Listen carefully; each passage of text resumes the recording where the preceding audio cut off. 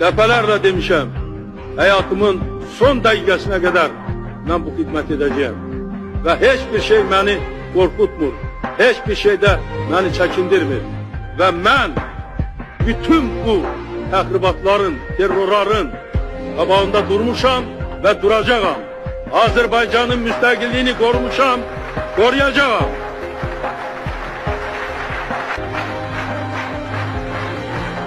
Əgər hansı bir namərd gülləsi, hansı bir terrorçu gülləsi məni həyatdan götürərsə, mənim özüm də, mənim evlatlarım da müstəqil Azərbaycanın yaşaması yolunda qurban olmağa hazırız.